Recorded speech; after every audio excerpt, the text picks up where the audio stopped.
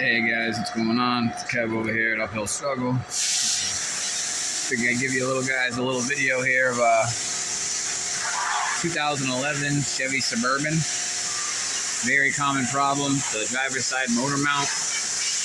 I don't know why, the factory ones, the pin is bad for some reason and they get worn out very easily and the motor starts rocking like crazy when you give it gas. Everyone thinks it's the transmission mount, and they change it and it still does the same thing.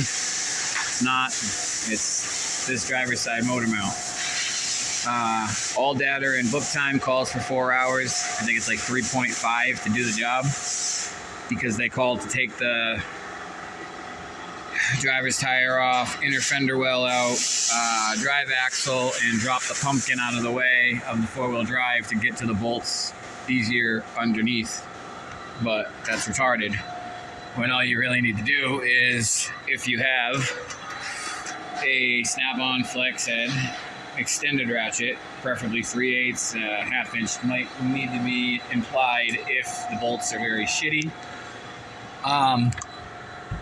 Take a snap-on 15 millimeter and 15 millimeter flank drive. Take those two bolts out of the steering rack there and there on that end. You disconnect that end, you disconnect that end, and there's another bolt down there. A lot of the times, like mine, that is rusted into the bottom. Even though the bolt's out, I can't get that to separate by pulling on it or using a little pry bar and give it a little help. So I'm not going to fuck with it because I don't want to deal with anything possibly happening to that steering box because they're tinky little bitches. So I'm just going to keep it pulled out of my way. Before, you can see it used to be right here. So you would never have gotten a ratchet or anything down to those bolts. That's why they tell you to take all the other shit out of the way to get in there. But I find that it's a lot easier to do it this way. Now I'll use my impact with a swivel if I need be. Take these 3 bolts out. I can't. Can you see the other one? There's 3 bolts on the bottom of the mount. There's 4 on the top.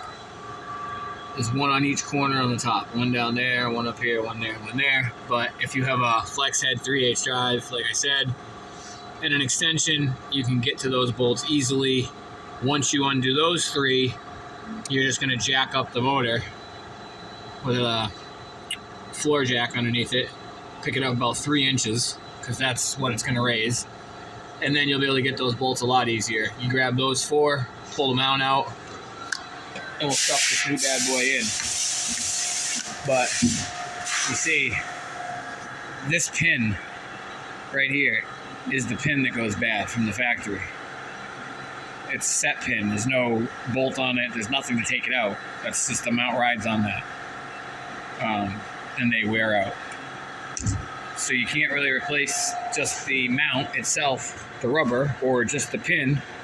You actually have to replace the whole mount. But, like I said, it's about a 3.5 hour job book time. From what I just showed you there, you can do it in about an hour. There you guys go. Quick video and quick tip.